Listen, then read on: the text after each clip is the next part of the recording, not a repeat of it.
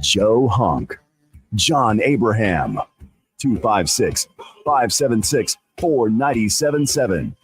Welcome to the Blitz. Hello and welcome in to a brand new week, full of the reaction, full of the conversation, and a lot of stories at that. Include your phone lines. Our phone lines, your phone calls at 256-576-4977, and we'll have ourselves a wonderful week full of sports, conference tournaments, and champions being crowned as we get into the March Madness. We're looking very much forward to it, and we appreciate you joining us as we get into all of the details you may have missed out on this weekend. But John Abraham and Joe Hunk here for 2 hours straight on the Blitz, the most energetic show here on 97.7 ESPN The Zone. And Joe, we definitely had ourselves a fun week in basketball. I don't know, less for you and more for, I would say, it was give and take. Yeah, it was give and take. I would say so, because you got to experience some fun things, but at the same time, of course, your Auburn Tigers did lose the second matchup against the Alabama Crimson Tide, which is going to be a lot of the conversation today. What an amazing game that was from both sides. First off, just wrapping up this season in general. I mean, who could have asked for a better season for both, these Alabama basketball teams? I mean, nobody. I feel like it was building towards this. And, of course, Alabama, they had their ups and downs at the end of the season. They've still gotten their few wins against, the Mississippi States. They played the Floridas. They played the Auburns. They played the Tennessees. But, I mean, obviously it's going to get to a point where it seems like it's a little too much, but you're going to lose some games. I mean, it's just how it is. Even Auburn now has lost 2 games in a row, and that's just how it is, especially in the SEC, which – it is bizarre to me how insane this league is. And I don't know if you can really make an argument for any other conference when it gets down to it, even if we don't see the SEC actually win the national title, which is something that this is, of course, building to all the way through. But again, this is a conversation we're going to be getting into all throughout today's show. On top of that, the NFL, all the news, the legal tampering, whatever that even means. And now the actual legal tampering, I guess, that is going to get started. I'm fully just, Joe, do you have like a description for me that'll help me understand this? The best thing you can describe legal tampering is this is the pregame. Okay. This is the pregame for the actual NFL free agency that starts on Wednesday. We're getting crunked then. Yeah, no, but yeah, you can kind of like, let's look at it this way. You look over the menu. You kind of ask the waiter about the menu and some food items and what tastes good. What would you suggest? How is the steak? How does the chef like to cook it? Like those are the things that you're talking to whenever you're sitting kind of at the table. And then Wednesday, when the league year begins, then that is you actually placing your order. Okay. So if that makes sense. So like with this whole Aaron Rodgers thing, he's kind of just out and about. He's a free agent basically at this point. Is it mean that a team can pick him up, or is it just trades? If they have been released, like already been released, okay, then yes, like you can make deals and all that stuff, I believe is the way that is, because there's a couple players that have already made deals because they got cut. Like they're already good. But for players that are going to be free agents and that sort of stuff, you can at 11 o'clock today is when you can start placing your order, is what I should say. Yeah, you should be placing your order this way. And Aaron Rodgers, if we're sitting here talking food, Aaron Rodgers is that restaurant that used to be absolutely amazing, but over the course of the last couple of years, his health ratings went down. You just kept going, I hear this thing's great, but at the same time, it got an 85 health rating. Would you say it's maybe like a Steak and Shake or a Red Robin? Which one would you? No, because I like both of those. Okay, so you're a fan of Red Robin. Yeah, no. All right. I don't know if the quality's gone down. How about Baskin Robbins?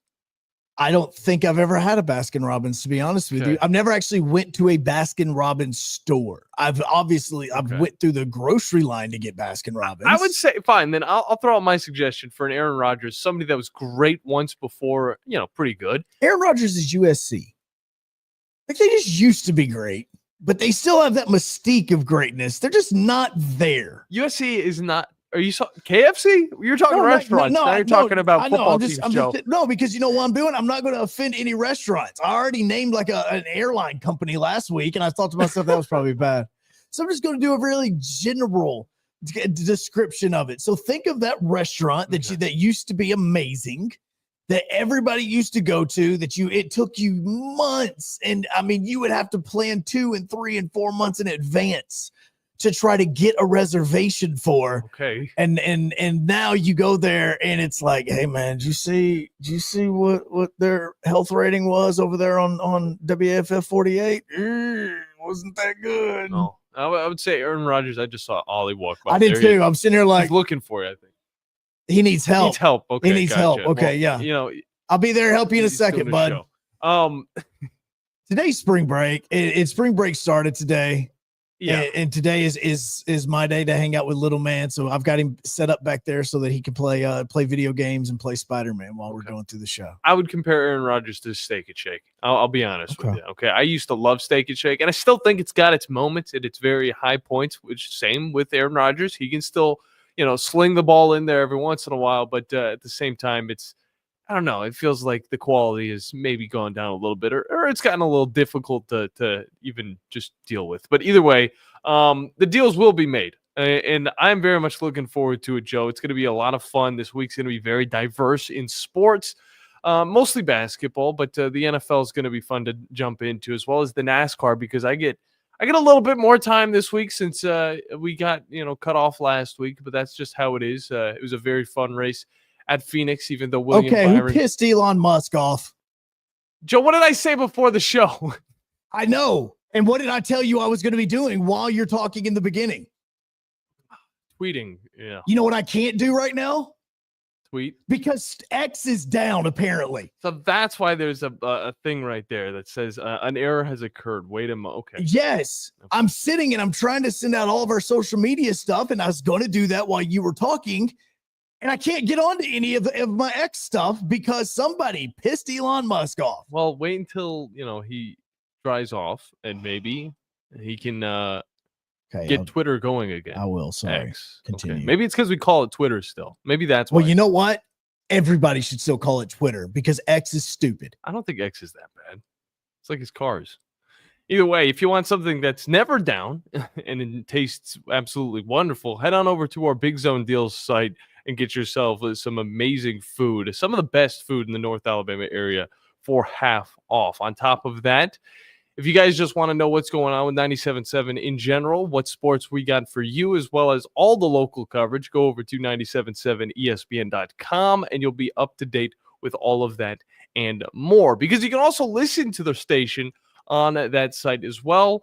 Or you can go and get an app over on the Apple and Android devices. Just look up 97.7 ESPN and you'll be able to find that. And if you want any news talk that's not related to football, basketball, and all of that amazing stuff, and more of the politics side of America, that's where you want to get Talk Radio WZZN. Plenty of great broadcasting. And hey, there is also some sports over there, as well as a lot of basketball, because we have to fill out this March Madness somehow, Joe, and we only have a few channels to do it.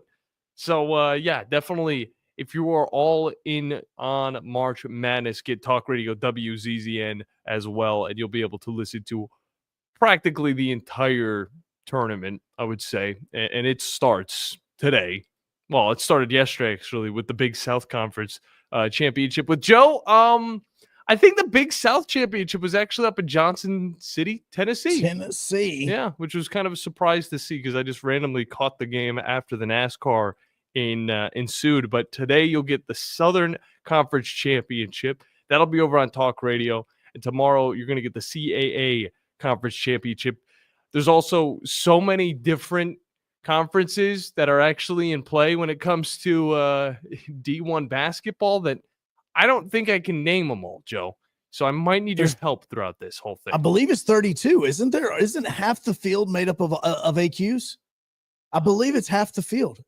I don't know. Yeah, but I might actually have a better idea of that. I want to say that it is half the field is made up of automatic qualifiers. Okay. Let's see. Well, it should be half the field. Now you've got the 5 extras and the first 4 and all that garbage. Okay, so we got the Summit League. All right, we got the Ohio Valley. Are you about to go through the entire thing? No, I just want to look at some of these. All right, we got the Patriot. Like these are some teams in these conferences that might make it. This is the one that you don't know exists until you see the fact on X when it's actually working that somebody just hit a late second buzzer beater at the at half court to send them to the NCAA tournament or the second round, and it takes everybody by storm, and we think that this is going to be the next FGCU. It looks like they're playing in a high school gym, like it's one of those because the volleyball court is lined out over there on it, like it's that sort of thing. Yeah, you've got the volleyball court and you have the basketball courts going both directions, like it has all that stuff on it. You can't even see where the 3-point line is. There's also Bryant from the American East that is actually involved in the bracketology right now. Of course, there's the SWAC, the MAC, the MEAC. MEAC, isn't that what Ernest P. World used to try to beat the troll? Yeah, something like that. MEAC. Norfolk State is in that conference as well as plenty of other teams. The Northeastern, I mean, any geography that's going to be a conference, and you're going to be able to name some random ass teams with crazy ass logos on them. So that's a day for whenever the bracket's actually set in stone. But 31 bits, okay, not 32. I just looked this up. Gotcha. So it's 31, not 32 bits. Very nice. Yes. Very nice. And I have the entire list, but I am not going to say what it is because High Point is going to be the Big South representative. Okay. Do you know where High Point is? I do not say it's the high point of the mountain. I think I just watched it. I was watching this game yesterday. The High Point women's basketball team is actually number 1 in their conference. Now, but do you know what state it is in? North Carolina. That is correct. It is at High Point, North Carolina is where they are located. Of course it's North Carolina. It's always North Carolina or South Carolina. Or Georgia, or what? I mean, like, that's supposed to mean something? I don't know. Of course, it's North Carolina. I just hear. I mean, I'm always hearing things that are coming out like Appalachian State, like Missouri Valley, the MVC, who's representing them in the tournament. He's got to do something because Kendrick Lamar just killed him on national television. Drake. Yeah, Drake. That's it. Yeah. Well, Drake. I'm a little bit back and forth with Drake right now. Not the actual singer, but the Drake basketball team. It's just to see a team like that. I don't know, just kind of crawl the way that they are right now. Here's the best one. Here's the best one right now. They are representing the Ohio Valley Conference, the OVC. Can you tell me what SIUE stands for? SIUE. SIUE. Southern Indiana University Eastern. Okay, so you got the Southern and the university part right. Okay, Southern Illinois. It is Southern Illinois University at Edwardsville. Okay. Welcome to basketball in March. I love it. Where the names don't matter because we have no clue where half the teams are from. Well, even teams like nowadays, I feel like you think of the Florida Gulf Coast and you're thinking FGCU, of course. But before their run back in the early 2010s, nobody was thinking about them. No. And it was also like their 7th year, I would say, in D1. So it's like, I mean, this is a tournament for every single school pretty much to make a name for themselves. And I think that's what makes it so great.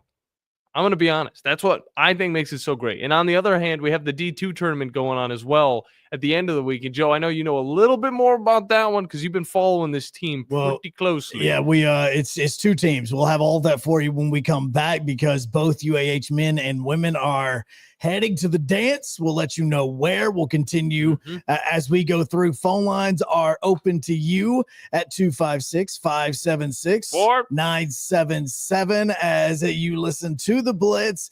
Always brought to you by Fleming Roofing and Restoration. The guys guys you need to talk to about all of your roofing needs. If you're having any roofing problems, make sure you look them up online at FlemingHSV.com to fill out your free quote today.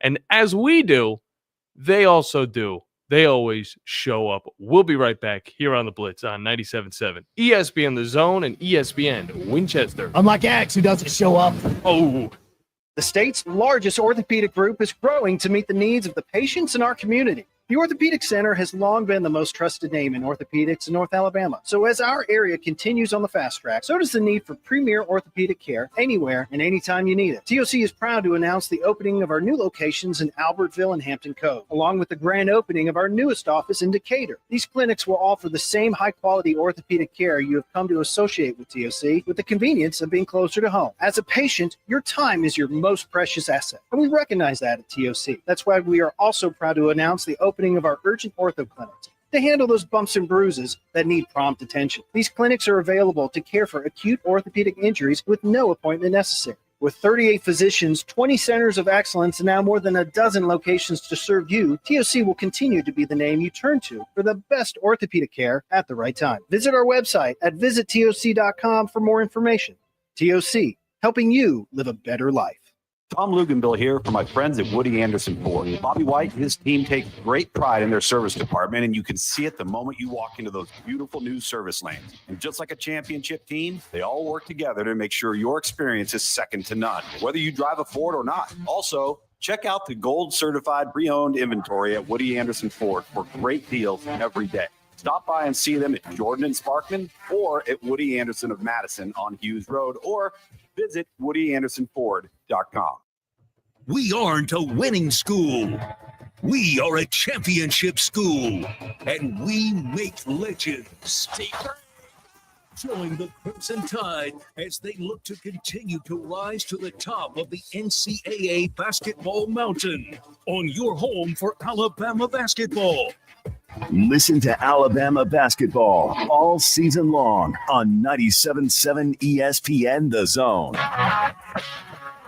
The company is Eagle Masonry and Insulation, but did you know they're also Eagle Landscaping and Dirt Work? Eagle can take care of all your landscaping needs, including irrigation, sod work, and planting, both plants and trees. On the dirt work side, Eagle can grade and build your pads, haul dirt in or out, and even do erosion control. Philip Love and his team can do it all for you. The website is the same, insulatewitheagle.com, as is the phone number, 256-755-1556. Give them a call and see what Eagle can do for you. Eagle saves you time. Eagle saves you money. What does it mean to be a part of the Southeastern Conference? That you paint your body, your car, and your dog your school colors? Maybe, but it means more than that. It means your alumni network includes the state, the country, and beyond. It means your school ring doubles as your resume, and yeah, you better believe it means more titles, like doctor, CEO, and your honor. Because this is the SEC, and here, it just means more. What does it mean to be part of the Southeastern Conference? That yours is the only conference with its own chant? Well, yes, but it means more than that. It means a study abroad program that might include reforestation in a mangrove swamp in Australia. It means finding your calling, your future spouse, your startup's co-founders, and of course, grilling tongs that play your fight song. This is the SEC, and here, it just means more. From the Fox 54 Weather Center, I'm Chief Meteorologist Jordan Dressman. Not a bad night across North Alabama, Southern Middle Tennessee, Tuesday morning. Looks like many of us are going to start the day in the upper 30s and lower 40s. That's okay, because we're going to do a really good job at warming up Tuesday afternoon. We get to enjoy plenty of sunshine, and temperatures have absolutely no problems climbing into the lower 70s. We cool off into the upper 30s, lower 40s as we head into the overnight, but then once again, temperatures are going to climb into the 70s across the Tennessee Valley. I'm Chief Meteorologist Jordan Dressman on your home for ESPN Radio, 97.7 ESPN The Zone. Attention, may I have the camp's attention? Your home of the college football playoffs. Playoffs? Is 97.7 ESPN The Zone. Playoffs?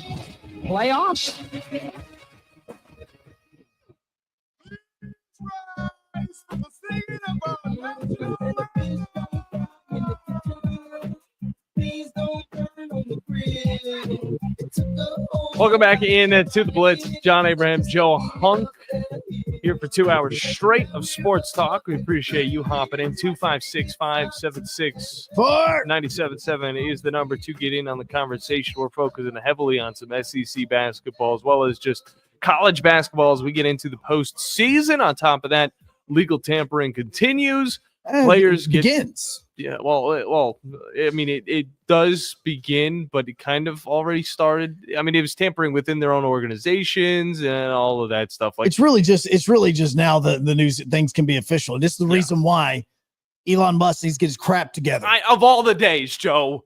Look, in of all the days that we need every bit of this information, this is today. Yeah. The moment that we're sitting, because this is that day that every single moment around and up to about 11 o'clock and after is where we're going to be constantly refreshing our X feeds to find out who is signing with who. So yes, Elon, you need to get your crap together and you need to fix your thing. Yeah. I very much agree, Joe. 256-576-977. Doesn't matter if you're listening and on ESPN Winchester, on 97.7 ESPN The Zone, or WZZN TV. As we are going on in this Monday morning, Matt is in. He's saying, good morning. How's it going, bro? He says, what a great weekend of sports. Yes, you had locally as well as even, not as locally, but definitely locally. UAH, both the men and the women, found out late last night where they are going to go after the men won the GSC Conference Championship for the 6th time down in Birmingham. The women lost to Union, and I'm telling you this. Every single time UAH and Union, women's wise, play each other, the UAH women are starting to figure out the game plan against Union. Right now, Union is 3-0 against UAH. The women have to go to Jackson now as part of the South region, which is Union's hosting. If it gets to UAH and Union, I don't care if they've already lost 3 times to Union. They could upset them in the 4th. So you think they've cracked the code? Well, it's the code for Union is they constantly press. Okay. Especially on the women's side. They will, the moment you get the inbound, you have 2 or 3 players on you, and it makes you panic, which is what the women did back at Spraggins Hall a couple of weeks ago when they played Union.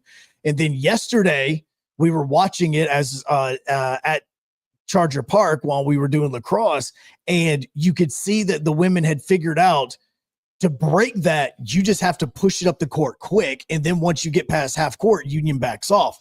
So if that happens, just saying it. Now, this is what's crazy is the men make it into the NCAA tournament for the 16th time in the 2000s. That's how many times they've been in the tournament. They're going to be a 2 seed.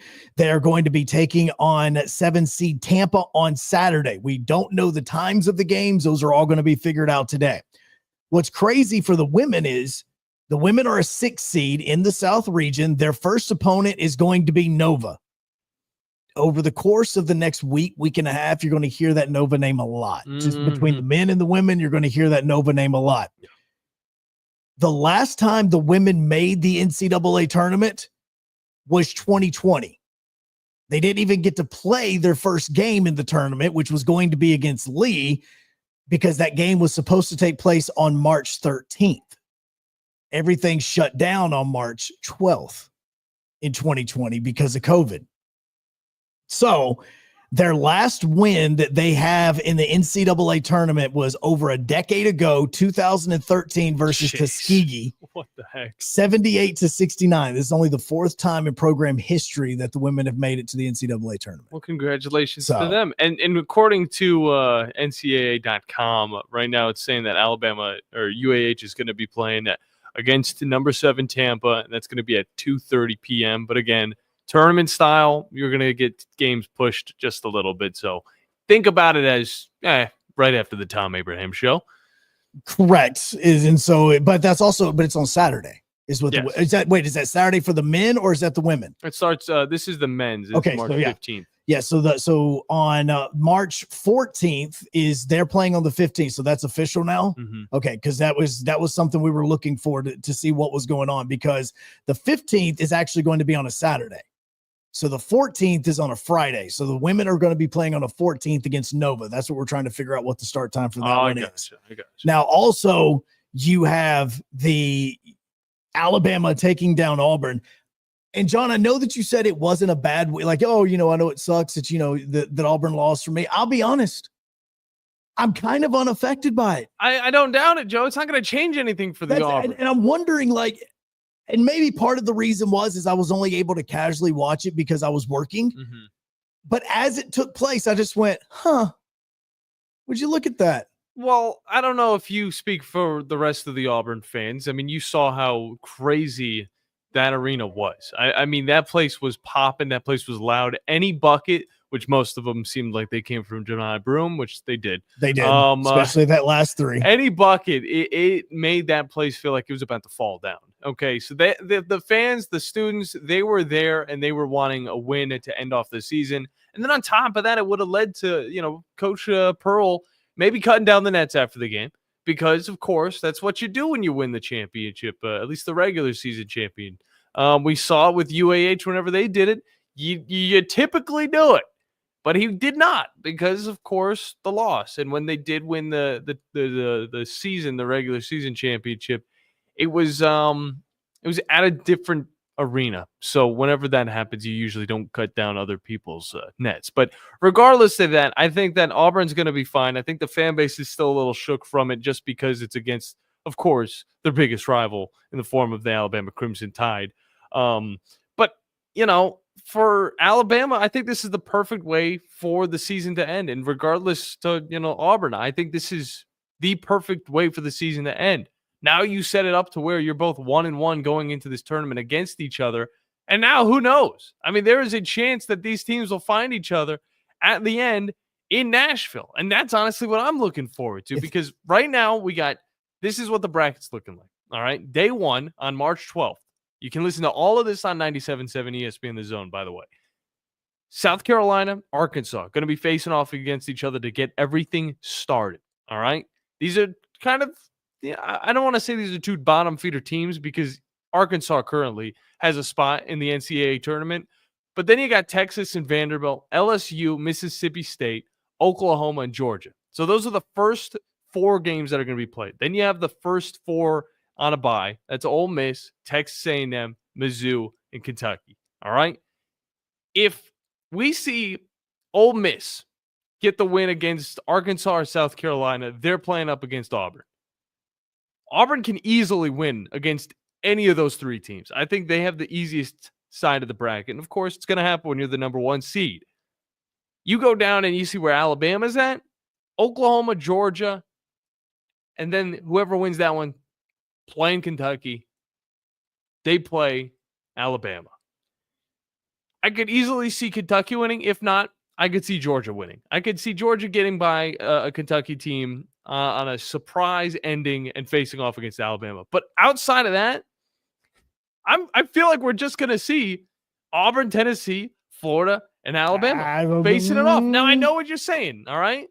The tournament, sometimes teams they want to rest. They want to take even more time to rest. So they're not going to play all out. They might not have their mind in it. They may be looking towards the actual tournament that a lot of people genuinely care about. But I'm going to tell you this. The SEC, this tournament right here is going to mean a lot more to some of these players. And that's why we might see these guys all pushing to try and get to that championship title game. And who knows? Maybe a Texas A&M is going to be able to surprise some people, push past a Tennessee in the 3rd round on the 3rd day of this thing. But it's going to be tough to see it happen. Could we see Alabama Auburn part 3 at the end of this tournament? I think we could. That's all I'm saying. I am going to say that we do not. I'm going to say that Saturday at Neville was the last time that those 2 teams are going to face each other. At least at all this season. At all this season. Okay, so you don't think they're going to meet in the SEC championship? Nope. You don't think they're going to meet in the tournament? Nope. Don't. No, it's even harder for them to meet in the tournament, depending on again. Look, I haven't even looked at the bracketology that's been updated for the day yet, but I'm going to assume that the only way that they'd be meeting each other would be like a Final Four, like it'd be something like that. Be deep. Then if that's the case, we all getting in the truck and we're heading to San Antonio, okay? Because we're all just going to go. We're getting an RV. We're gonna strap John to the top of that sucker. We're gonna be flying down the highway. Gonna head down the interstate. Just go down to I-10 and then just scoot our way across the Gulf of Alabama or whatever we're calling it now. Cheech and Chong and Super Trooper style. That's all I like to think about. Okay, windows are going to be open. So there's two teams that I still am worried about in this tournament. One is Texas A&M, because I know that they're not on one of the top 4 seeds, but Texas A&M has the ability to most likely play Tennessee on Friday, and they can beat Tennessee. Like Texas A&M can 100% be playing in the conference championship game. Now this is neutral site, but this is also still Tennessee. Yeah, this is trust me. That entire arena is going to be 97% orange when Tennessee takes the court. You know what would be even more fun, in my opinion? And I know that it's probably not going to happen, but I mean, Vanderbilt's had a very nice season, regardless of where they're seated right now in the SEC. They could face off against the Texas A&M team. They could win, and then we could see yet another round 3 of Tennessee versus Vanderbilt. No, and Vanderbilt is another basketball team in the SEC that, depending on how this thing sets up for them, it's not like they can't win on the first day, which you'll be able to hear every single game on 97.7 ESPN The Zone, starting on Wednesday when the tournament gets going down up in Nashville. You'll be able to hear everybody. But Texas A&M worries me, as that's a team that I think can make a run to the SEC championship game. And I still think that Arkansas can as well. Now, Arkansas would have to get past Auburn. A&M has to get past Tennessee. You think Arkansas? I actually look at Mississippi State. Now, I don't know if Mississippi State could get past the Florida, but we saw Missouri fall this past weekend. What says Mississippi State can't go on a little bit of a run? No, look, the whole thing with the SEC tournament, one, it's incredibly fun to go to. Like it genuinely is so much fun to be a part of. But the other part is you have teams that are going into this with different motivations. Do I say that Tennessee or Auburn or Alabama are going to go into Friday and not be motivated? No, they're absolutely going to be motivated. But unless they're playing a team that's playing on, and even if they are playing a team that's playing on Wednesday, if they're playing a team that started the tournament on Wednesday, this is their 3rd straight game, which a lot of people go, well, what about fatigue? I'm actually looking for comfort level in the arena at the tournament compared to playing in the first one. I hate buys. I loathe the buy with a passion. I don't care what kind of buy it is. Double buy. I hate the buy. Can we get a triple buy? How many buys can we get up to? Well, Instinct gave you one. Oh, bang! 256-5764. 97.7. Took you a second, didn't it? Brandon, welcome in, man. How's it going? Now I'm going to talk about this Crimson Crane thing for a second. Yeah, the thing that is, it's cool only to do when Alabama and Auburn play each other. I thought it was dead until, Bruce Banner decided to do it again. And I wish he would just let it die. He brought it back. It would go away. It was earlier on in the season whenever Auburn won. Didn't he do the pose? Yeah, I thought was doing it on the floor and all that. But now he wants a technical foul call when Grant Nelson does. Well, so which one is it okay? I saw some stuff on Twitter or on X where he was talking about it, and his coaching staff was also around him, and they're like, "That's ours, that's ours." Like, I'm not 100% sure where he might have gotten that idea, because this is something that both sides have been doing. I know for quite some time now. It really just gained popular, I would say, going back to Isaiah Bond's catch in the end zone against Auburn. But, I mean, this is something that has been going on for a minute. And to throw it out there and, complain about it and yap about it, it's not something I like to see, because it's now a part. No, it's ingrained of this rivalry. It's gamesmanship. That's all it is. It's gamesmanship. He didn't care about it actually taking place. What he cared about is seeing if he could pull something that would get a technical foul that would get Alabama out of the game. Coaches flop too. Yeah, it has nothing to do whatsoever. Like, I can't tell you, being on the court now, just even with the UAH games, how many times you would see a coach, it doesn't matter which team it is, that'll be like, that's foul when it happened to us. It's a foul. Then he turns and the referee be like, come on, coach, that's not really. And you'll turn around and you'll see the head coach kind of give a smirk of like, well, I tried. Like it's that. Like all it was gamesmanship, because if it would have worked, you would have totally thrown Alabama off their game. Like totally done. It'd be like, wait, what about them? What happens with us? And now it's in their head. And oh yeah, it was all just gamesmanship. That's all it was. Well, and I want to address the whole Alabama going to the student section and getting stuff thrown at them. Jeez. If you do that, expect to get stuff thrown at you. Yes. Yes. That's part of the see. This is the part that I always laugh about. It's part of the game. If you're going to do something like that, did you really expect them to? Do you just run over in front of the student section and do it, and they just look at you and start clapping like, "Good game, guys! Hey, good game! Really good job by you! Great floater in the lane." No, yeah. You're going to get whatever reaction you expect to get. Like that's what you're doing. Is you're doing it for a reaction. And all the Alabama fans are wanting a big fine, and I'm saying no. If they threw stuff at you and you didn't go over there, then it's different. And Bruce, he stepped in, tried to stop him from throwing stuff. I'll give him that. He was good enough to do that. But don't clamor for a fine when you go get in somebody's face. No. You invited it. Like you asked for the whole thing. You didn't, let's see in the other part, you didn't get a fan, a fan didn't come up and get in your face or push you. They didn't do it. They threw stuff at you. Okay, cool. Like it was, what did you expect to happen? It's like paper pom-poms and some empty water bottles. What were you expecting? Did you expect them not to say anything and or retaliate?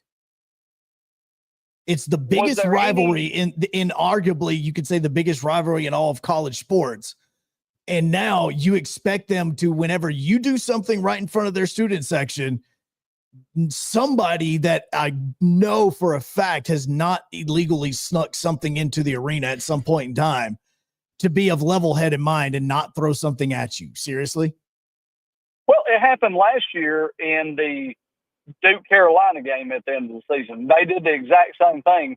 And then their coach went around and apologized to all the people in the student section for losing, which really caught me off guard. I'm like, why are you apologizing to people for losing before you've even left the floor and gone and done your press availability? So it's not like it's the first time it's happened. Yeah. And with UNA and Lipscomb, was there any fireworks in that one? I don't think there was, actually. I know obviously Lipscomb won, but I don't think that there was anything that would have gotten anybody in trouble or anything like that. Like nothing that would have went viral or anything. Like I think that one was actually pretty I was about to say mundane, but pretty tame. Okay, well, I wondered if there was any fireworks in that one at all. And at the SEC tournament, which I said to Drew and them this morning, I kind of feel like it's just window dressing at this point. If it's not going to help you get a 1 seed or win a championship, I don't even really feel the need for it anymore. Yeah. Probably a really heavily unpopular opinion, just like my opinion that with the DH in baseball, the minute the starting pitcher comes out, the DH ought to go away. Probably never happened there either. But at this SEC tournament, I would wonder, what is there to gain for Alabama? Has Lunardi put out his new numbers yet and saying what he thinks the projection would be if Alabama wins and goes to the semifinal? All right, so Joe Lunardi's very last bracketology, he threw that out last night at almost midnight. Okay, and right now it has Alabama as a 2 seed in the Midwest, taking on Robert Morris, the 15 seed, with Houston being a 1.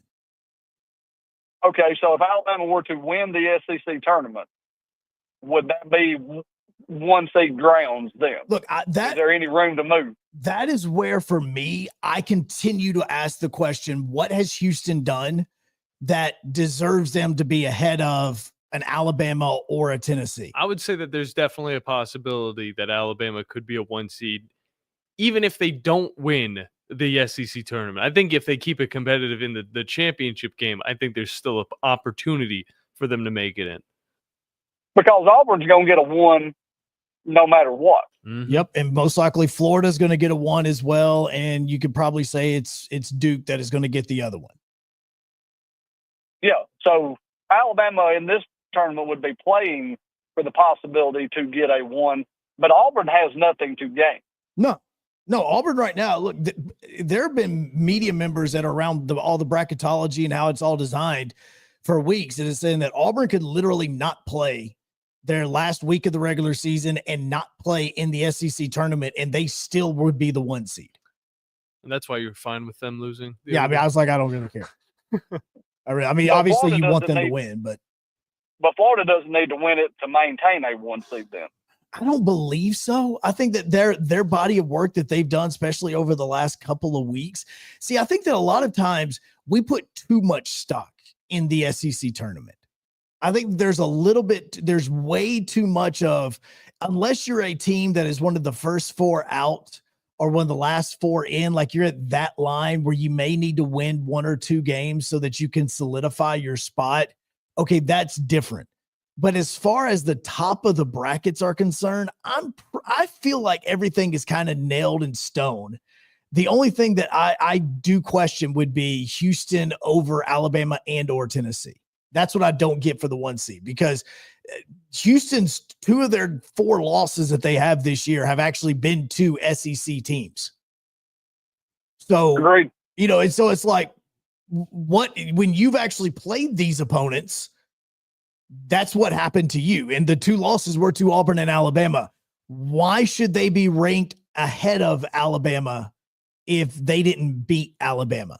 Also with an easier schedule. Much easier schedule. Much easier. Toughest teams they've played. You could look at like maybe an Illinois and a Texas Tech and Kansas. But I mean, this isn't the same Kansas team that we're talking about. So I would say Alabama and any SEC team by far, I would say has a tougher schedule, at least in conference, let alone everything else. Ollie!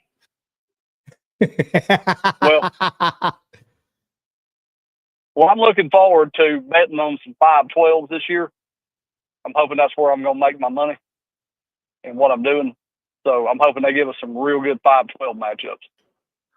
It's definitely a way to do it right there. Brandon, we'll keep up with you as you make those picks as well. Roll Tide, guys. Roll Tide. Good stuff from you, man. Yeah, I mean, I feel like there's plenty of opportunities for Alabama. I think there's maybe like 1 or 2, maybe, to get into that 1 seed, but there is still an opportunity. The door is still open. And if you guys, the listeners, know of any other doors that I may have overlooked, then definitely let me know. 256-576-977 is the number to get in. There's so much that is going to be coming down in the next few days. And by the way, with the ASUN game against North Alabama and Lipscomb, it was close at the beginning. They were tied at the half, but then Lipscomb was able to pull away with 30 points in the third and then 12 in the fourth, which was just a little bit more than what UNA was able to throw out to them. So this final score was 73-64. And now Lipscomb, I believe, is facing off against Central Arkansas yet again. We know how that matchup will go because we just saw it a few weeks ago. So do you know, like right now, and I was looking this up because I've got the quad 1 wins for Houston and for Alabama. Do you know how many quad 1 games Houston has played? I'm gonna say 6. No, I'm gonna say 4, 5. No, I mean they've played 13. Oh, they played quite a bit of them. They're 10-3 in quad 1 games. Alabama has played 18 quad 1 games. Okay. Now Alabama's 11-7. Houston is 10-3. So I was throwing out how many I thought they won, but they're 10-3. Okay, so that's 10, not bad. Yeah, 10-3 in quad 1 games for Houston. So their losses were to Auburn, to Alabama, and to Texas Tech. Those were their quad 1 losses. So, I mean, I guess when you look at that, because they're 10-3 over Alabama being 11-7, so be it. But at the same time, if you even drop down to the quad 2s and you start comparing those, Houston is 8-1 in quad 2 games, where Alabama's undefeated in quad 2 games. Yeah, I feel like there could definitely be a drop down right there. But that 11-7 against the quad 1, it's definitely that 7 is just going to get you, because even Tennessee just has 6, but they are solidified right now as a 2 seed. I don't think there's a way that they're going to be able to hop up anymore. And I mean, Michigan State is that next team being talked about. So there is a door for not just Alabama. That's not the only team we're talking about. But Michigan State also has an opportunity to also be a one seed going into the tournament, which is kind of wild to think about. But they're 11-4 against quad one opponents, but it's that 5-1 against the quad two that might get them at the end of the day. And then Texas A&M, of course, 8-2 against quad two and 8-7 against quad one. It has been a tough ride for A&M. But again, you can't say that it's been that difficult if you're a part of the SEC because it's all difficult. Well, no, the whole thing is incredibly difficult. By the way, screw you, Elon. X is back up. Okay. Just letting you know we are back. We are live on X. We are already going. You don't have to fire it. I just fired it a little while ago. So we are all set to roll on X as well. So not only can you watch us on WZZ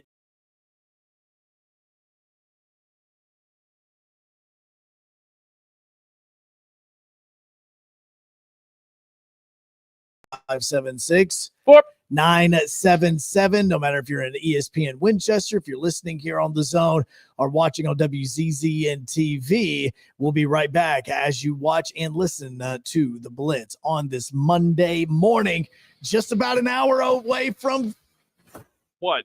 That. This is Brent Musburger's VSiN Action Update on 97.7 ESPN The Zone. AI-powered betting models to help you make sharper picks during March Madness. Free 7-day trial available now at rhythm.com. That's RITHMM.com. The Atlanta Braves hosting the Rays in Grapefruit League baseball today. The Braves are the $1.62 favorite, plus 136 for the Rays. Southeastern Conference Tournament quarterfinals on Friday, the opening game for Auburn and Alabama. Tigers a plus 150 favorite to win the title. Alabama plus 425. Arkansas State and Troy meet for the Sun Belt Conference Tournament crown today in Pensacola. The Trojans are the 1.5 underdog against the Red Wolves of Arkansas State, 138.5 the total. The TPC Sawgrass hosting the Players Championship this week. Scotty Scheffler the plus 360 favorite. Rory McIlroy 8-1. For more, go to VSIN.com. Mike Sennett, 97.7 ESPN The Zone. Specializing in simple and affordable rentals, McCurry Van and Car Rental can make sure you have just the right vehicle for your next family vacation, weekend getaway, or if you just need transportation while your vehicle is being repaired. McCurry carries Ford Transit vans and Mercedes Sprinter vans, trucks and work vans, and more. And they offer discounted rental rates for long-term rentals. Now with 4 locations: Athens, Muscle Shoals, Coleman, and Huntsville. Log on McCurryRentals.com to make your reservation now. That's McCurryRentals.com. You don't have to go somewhere else just so you can go somewhere new. Plan your next vacation with Huntsville International Airport and Breeze Airways. Enjoy friendly, convenient, nonstop travel to some of the most exciting destinations in the U.S., including the home of iconic casinos, world-class shows, dining, and entertainment. Las Vegas. With flights starting as low as just $79, Breeze has got you covered with easy, breezy, nonstop flights to Las Vegas. Book nonstop to Las Vegas now at flybreeze.com. There's power in caring when it is put into action. Each year, our bankers serve on nonprofit boards, support our local educators, and volunteer with our hometown food bank. I'm Bobby Humphrey, Vice President of Business Development for Bryan Bank, and community service is just not a line item in our mission statement. It's who we are. Because after all, Alabama is our home too. That kind of commitment to community might not be what you would expect from a bank, but it's exactly what you can expect from us. Give us a call or stop by one of our 2 offices in the Huntsville area and experience unbeatable service and legendary results. Bryan Bank Equal Housing Lender, NMLS ID 2428943, member FDIC. If hunting and outdoor recreation are your passions, it all starts with the right property. That's where I come in. I am Bo Butler with Southland Realty and Auction, a hunting and recreational land specialist and a Jackson County native who sees land through a hunter's eyes. Just as you trust your guide on a big game hunt, you can trust me to find the perfect property for you. Thinking of selling? Let me help you make your land attract buyers. Remember, Bo knows land. Call me at 256-609-0512. You've got to experience Toyotathon at Bill Penny Toyota. They've got the selection with over 700 new Toyotas to choose from. And they've got the extras with Bill Penny perks and a 10-year unlimited warranty. So get on over to Bill Penny Toyota today and experience Toyotathon. Bill Penny Toyota in Huntsville and online at BillPennyToyota.com. Bill Penny's Toyota 10-year unlimited warranty is valid through the 10th year of ownership. Valid on new vehicles only. See dealer for details. Hey, do you have heating and air issues as the springtime starts to roll around? Hey, there's just one name you need to know. Talent Heating and Air. #1 heating and air business right here in the Tennessee Valley. Yeah, we're locally based. If you call, you're going to get somebody based in Huntsville. Mentioned in spring earlier, we can actually do indoor air quality products, so we can help alleviate those allergy problems you're having in your house. All right, Thomas from Talent Heating and Air, give them the number that when they call, somebody live and local will pick up. That's 256-503-4490. And you can always head to the World Wide Web and find Talent Heating and Air, and you guys will still respond. That's talenthvac.com. If you don't want to talk to a person right away, you can fill out a form on there and get scheduled for a visit. That's Talent Heating and Air. They're live, they're local. It's Talent Heating and Air. AL certain number 21014. From the Fox 54 Weather Center, I'm Chief Meteorologist Jordan Dressman. A fantastic Monday across North Alabama, southern Middle Tennessee. Temperatures going to climb into the mid and upper 60s. We should get to enjoy plenty of sunshine across the Tennessee Valley. We're not going to be too terribly cold as we head into the overnight, early into your Tuesday morning. Maybe grab a light jacket as you head out the door just in case. Otherwise, we're talking about some truly fantastic weather as we head into Tuesday afternoon. Once again, we get to enjoy plenty of sunshine across the Tennessee Valley. Temperatures have no problems climbing into the lower 70s. I'm Chief Meteorologist Jordan Dressman on your home for ESPN Radio, 97.7 ESPN, The Zone. We cover all the SEC schools, including Western Union and Venmo. I want money. You know, 97.7 ESPN, The Zone.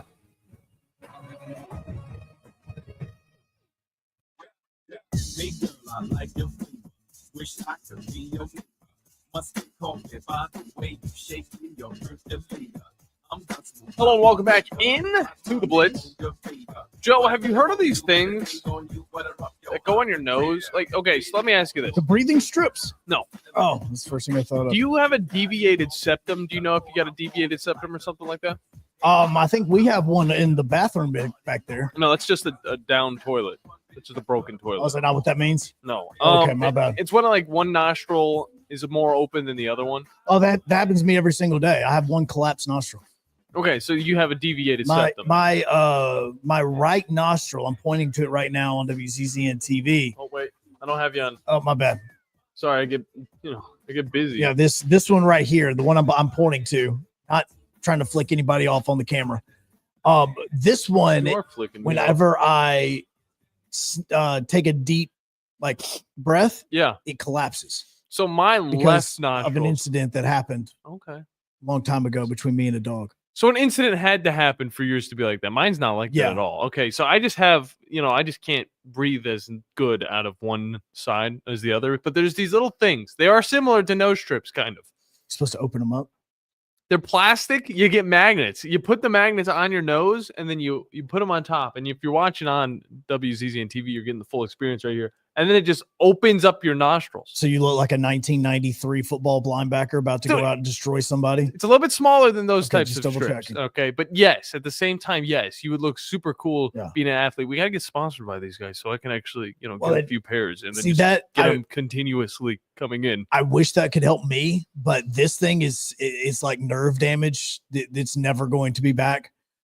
How does wait, okay, so you can still breathe out of it. I can right? still breathe out of it. But I it's just harder. But whenever I take like a deep breath, it collapses. The nostril Oh, so the collapses. nose just closes. Yes. And long story short, do it for me real quick.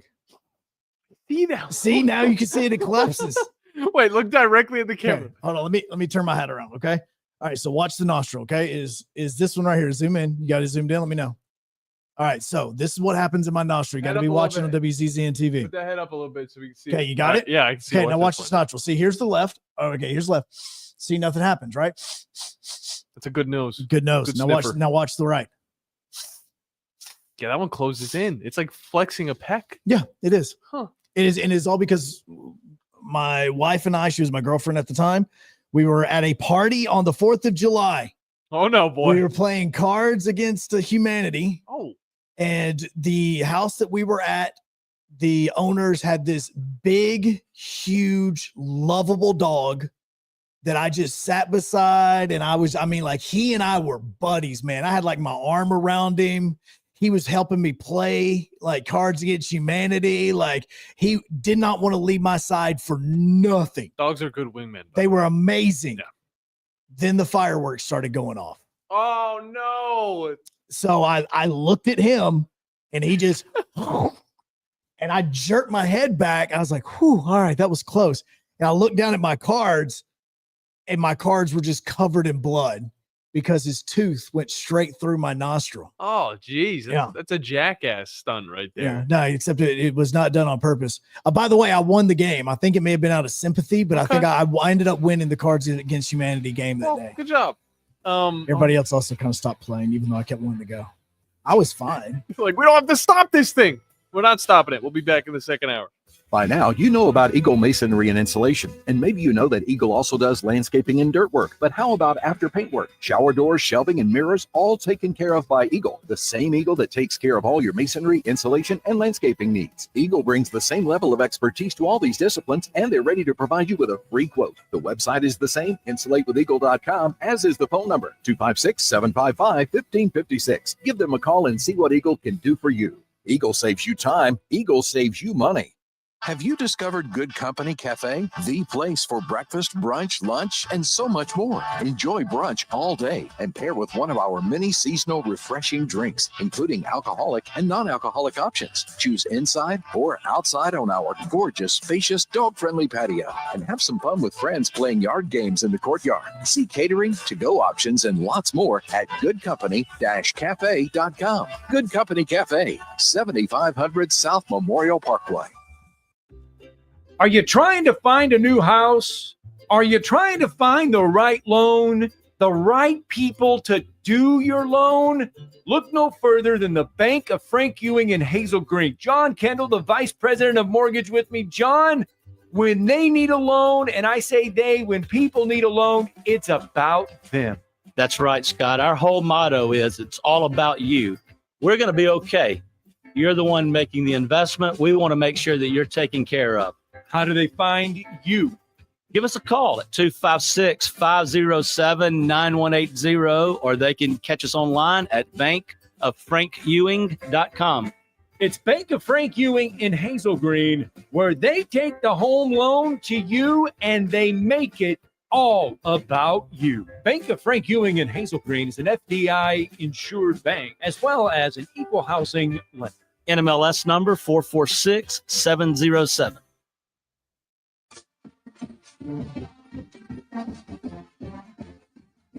From the University of Alabama, this is Crimson Tide Today. It's a daily update on Bama sports, and it's brought to you by CB&S Bank.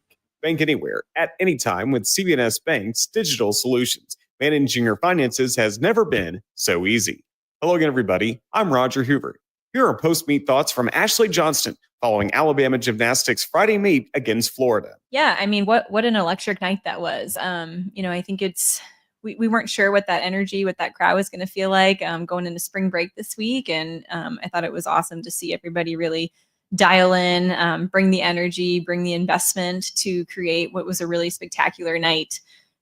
We've worked really hard on starting strong as we go to vault in our first rotation. And we've messaged that a couple of different ways, from the fifth event of the night to just having a party. And I think the team did a phenomenal job tonight of really treating it like a party and creating the moment and only looking at the one thing in front of them and giving that everything they got. And I think we got a lot better in that tonight. And so from a team process standpoint, we're finding our groove. We're peaking at the right time.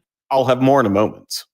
CB&S Bank has a long history of stability and a legacy of serving our community's needs for generations. You could say we know a thing or two about tradition. We've been family, community, and financially strong since we began in 1906. Being a team player is part of our culture. That's why at CB&S Bank, we're proud to sponsor the University of Alabama Athletics and prouder to take the field or court with you.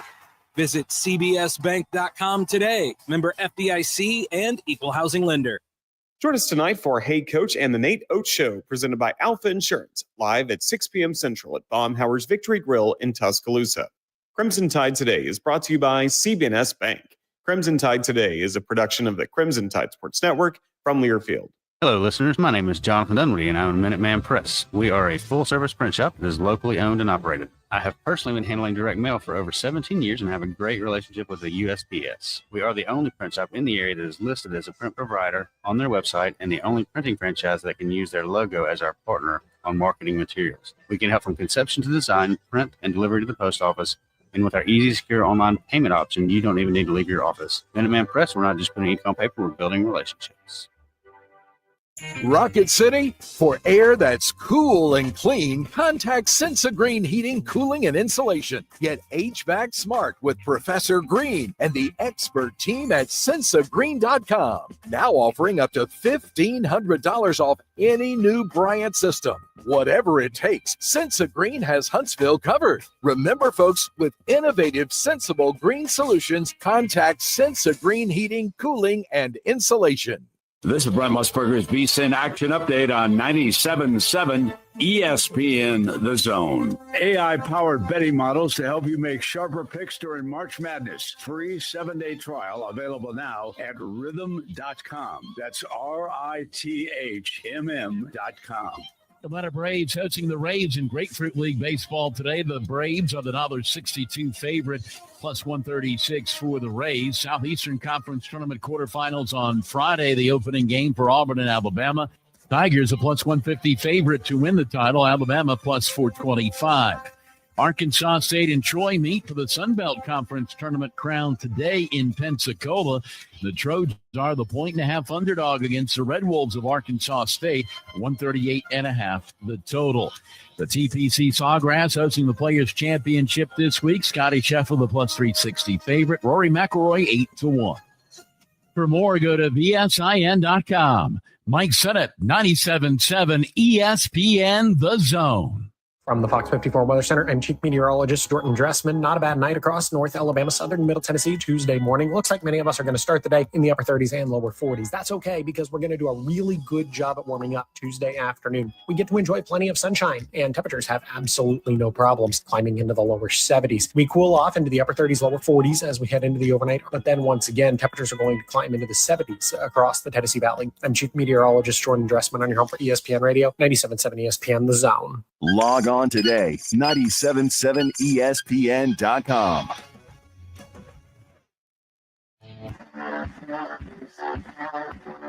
Joe Hunk, John Abraham, 256-576-4977.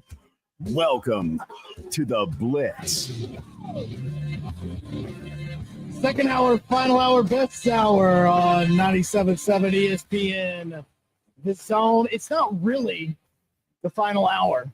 Oh no! Of the Blitz. Oh no! Oh no! This is hour 2 of 4 for us today. Yeah. You're telling me we gotta be Tom Abraham today? Yeah, we gotta be Tom Abraham today as well. Man, it's hard to live up to that expectation. Yeah, no. We're not gonna have to worry about anything other than we're just gonna continue doing the Blitz from noon to 2 now. It's just it. Might as well just put in our intro, put in all of our music. Let's just go ahead and do it from noon to 2. All right, let me put on my Tom Abraham voice. It's not really that hard. You do it a lot anyway. I'm making the frogs gay. God bless it. Yep, that's exactly what I do when Tom talks like that. Oh my gosh. Yep, Welcome absolutely. back into the show. 256-576-9777 is the number to get in. It's going so well. We had a very fun first hour. We got to talk a little bit of basketball from around the country. We got to get into, of course, those nose strip thingies, which are pretty funny as well, which I'm going to get some, Joe, believe it or not, so I can work out better and so I can just breathe like a normal person. Sorry to hear about your nose problems. Yeah, mine's never going to be like that. There's nothing that can fix mine. Yeah. Maybe some we got to say glue? Epoxy. A what? Epoxy. What is that? It'll hold your nostril into place. It's like glue. Like I just need to put like a bar in my nose and just so that it spreads it out? Yeah, Joe, I know. See, there's nothing to fix it. No, it's absolutely a lost cause. Absolutely. And that's look, this is something I've been dealing with since, let's see, my wife and I've been together for over a decade. So this was like, I want to say 2014 is when this happened. Cards Against Humanity was out back then? What the heck, man? It's not like it's... How old is Cards Against Humanity? It's old. I thought it came out in like 2015. I mean, it's at least 10 or 15 years old. Okay, so you were playing it before your wife. Cards Against Humanity. Is it older or younger than Janai Broom? Oh, it's got to be younger. I'm looking it up. Okay, you look up how old is Janai Broom right now. So Janai Broom is, I want to say he's like 23. He's 22. So he was born in 2002. There's no Cards Against Humanity came out when? It says the suggested Humanity is it? Okay. Reading this on air, aren't you? No, I am. I'm very much reading this on air. When did the game freaking come out? Come on now. Let me give me a date. Release date 2011. Really? 2011, Joe. You were playing it when it was brand new. I was. That's what I'm I wonder saying. if those It's cards not are old. still anywhere because they have blood all over them. But it was I didn't know. So yeah, so it is younger than Janai Broom. Okay. There you go. There's the answer. It says it's 13 years ago.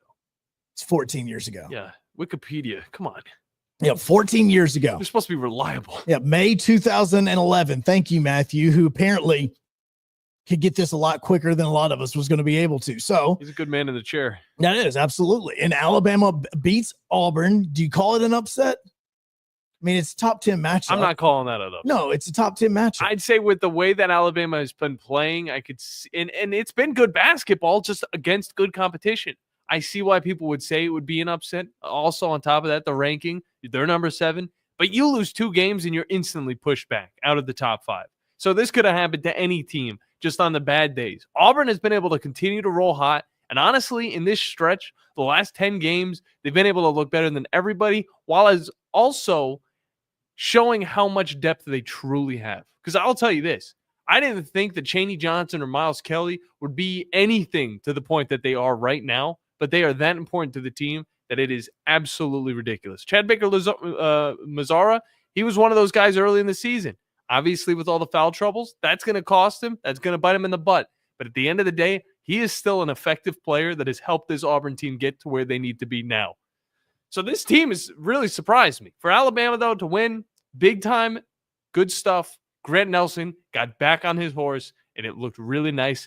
And on top of that, I feel like a lot of people are looking past Philon's performances in the last 2 games. You're right. I want you to Combination of like 40 points in the last 2 games, by the way. I want you to check on your Yankee friends. If you have a Yankee friend in your life, Joe, if you have somebody that you care about that loves the interlocking NY, what are you doing, Joe? I need you to check on them, see if they're okay. Make sure that there are no sharp objects around, that there is nothing that they can harm themselves with. Because developing news right now out of Florida is that starting pitcher Garrett Cole has went to see a doctor, and the doctor has suggested that he will need Tommy John surgery and that he needs to get shut down. They are looking at a second opinion. 2 days ago, this whole thing came up and he was concerned about some elbow soreness. You knew it was going to lead to something like this. If it's ever elbow soreness, I automatically think of that. You always, you got to think about the worst thing. And that is, of course, Tommy John surgery. It'll take him out for at least at least the season. Well, yeah, he wouldn't be back. He wouldn't be back until spring training. 2026. Yeah, he'll be back. Yeah, 2026 and a half. No, he would be back for spring training next year, be what it was. But Garrett Cole was a massive reason why this Yankee team even made it to the World Series last year. And he is he's going, I bet you his rookie card isn't going to get sold for a lot. How much is that rookie card going for right now? Oh, Joe, it was at $420,000 the last time I saw it, which that was 2 days ago. So Paul Skeen's card right now is up to, and you got to take this with a grain of salt. People are going to be posting about it, and they're going to also be throwing in that premium, the auction price as well, because they have to make a little bit of money themselves while the rest of it goes to the LA wildfires. But it's going to be a nice little $550,000 if you want to buy that card right now. And that's only to auction it. And this started on Thursday of last week. And then I think in the first 4 hours, maybe 40 hours, it was already up to 200 plus. So it's at 500 and what thousand now? Just 150,000. Okay, 550,000. So it has grown 130,000 since the last time I looked at it. And with just a little bit more in the form of 100K, because that's how much you would end up be paying if this is when it ended. If the auction ended and it was 550 on the site, it would actually be 660. Good heavens. That is how much money you're going to have to spend on that. That is absolutely insane. Oh, this is just for the auction. And there's also still 10 days left. So okay, cool. Yeah, no. Yeah, we're going to be keeping an eye on this. Absolutely. Yeah, no. We're set. It's Paul Skeens' MLB debut patch rookie card with the signature that an 11-year-old found. So let me ask you, as we're talking about baseball, you have the new top 25 rankings are out as far as getting you ready for the conference tournament. Now it's all about the conference tournament. The rankings, you don't even pay attention to those. But let me ask you right now, do you believe on March 10th, 2025, are there more SEC teams in the basketball top 25 or the baseball top 25? See, before the conversation that we were having about the SEC basketball being amazing, we were already talking about the college baseball being the best in all of college. You're right. I'm going to say SEC baseball has more. There are currently 8 SEC teams in the college basketball top 25. Okay, I think I win this one. I mean, I don't win it. The SEC wins it. What am I saying? The D1 baseball just put out their top 25 a little while ago. They have... I haven't even looked it up. What is it? Is that a 5? Is it? That's 14. So you're guessing it's 14. You're not far off.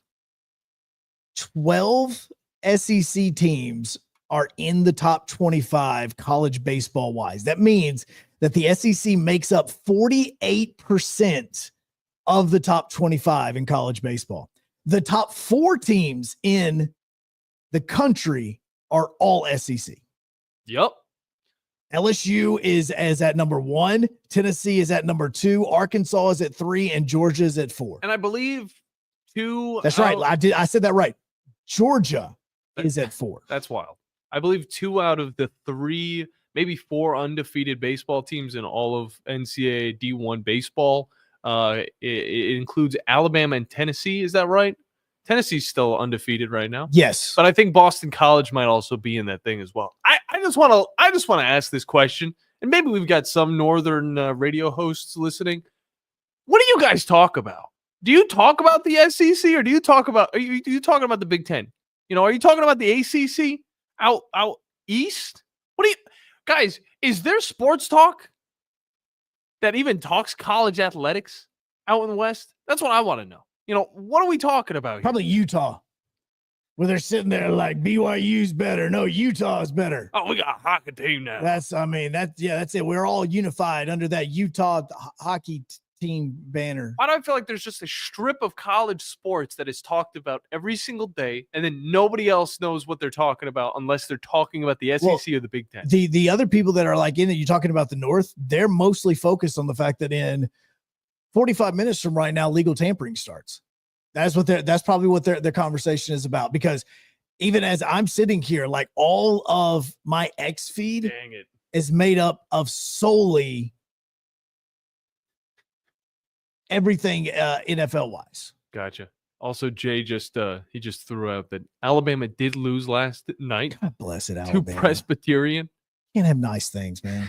Just can't have nice things. You could have been 18-0. 17-1, man. I mean, 17-1. Thank you. What Jay. are you doing with your life? Thank you, Jay, for helping me with that information. Why are you even having a baseball program? 17-1? Come on. That's ridiculous. Best conference in all of baseball. You're going to hear it nonstop.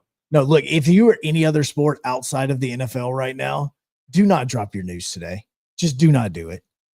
Because I'm telling you, outside of maybe this little, even I'll just say the state of Alabama. Outside the state of Alabama, every other state is focused on NFL free agency. It's all anybody is thinking about. Look, The Titans just signed somebody, and I got excited. And it was a long snapper, John. It was a long snapper. What are you doing? Morgan Cox is like amazing. But if you want to talk about like a Hall of Fame of long snappers, I don't even know if that's a thing. I don't know if that's a wing in Canton anywhere. Like, I don't know if it's like stand 30 feet back and see if you can take this snap from a Hall of Fame's long snapper. I don't know if that's a thing. I think it's just 30 feet away from all of the other trophies. I mean, that's exactly what it is. We put the long snappers over here, and matter of fact, they're about 10 yards in front of the punters section of Canton because they have to snap it to them just so that they can actually be able to be a part of it. But yeah, they signed Morgan Cox, and I got excited about this. How ridiculous is NFL free agency? 256-576-4977. Phone lines are wide open to you as we continue. This is hour 2 of 4 on the Blitz because John and myself taking over the Tom Abraham show coming up from noon to 2 as well. I can't wait. On 97.7 ESPN, The Zone. What does it mean to be a part of the Southeastern Conference? That you scheduled your wedding and even your child's birth around your school's game? Of course, but it means more than that. It means you're home to hundreds of Fulbright, Truman, Goldwater, and Rhodes Scholars. It means starting out as the birthplace of American public higher education, and now leading the way in unmanned spacecraft. This is the SEC, and here it just means more.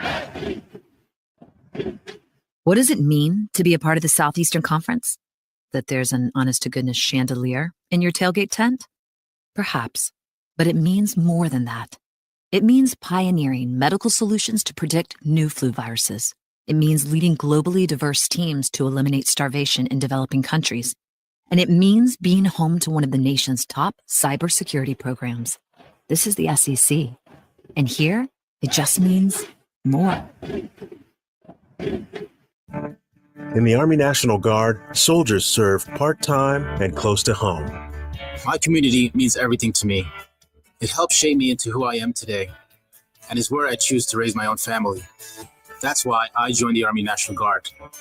I'm proud of where I'm from, and as a soldier, I get to give back to the people that helped me succeed. The education benefits I got from serving helped me get my degree and jumpstart my career. The training and leadership skills I've gained from the Army National Guard help me every day when I teach young people, help my neighbors, and look out for my community. I know that when my neighbors need us the most, my fellow soldiers and I will be ready.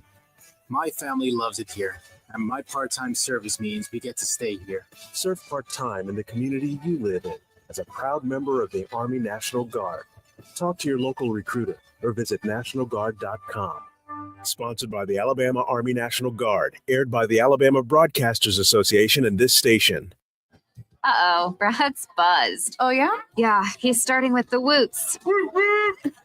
And now a speech. I just want to say that friendship is about heart and brain.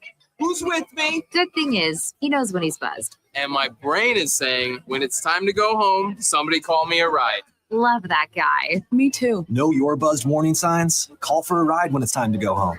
Buzz driving is drunk driving. A message from NHTSA and the Ad Council. I don't think that many kids in my son's school even do it. He makes fun of his friend who vapes. He would never try it.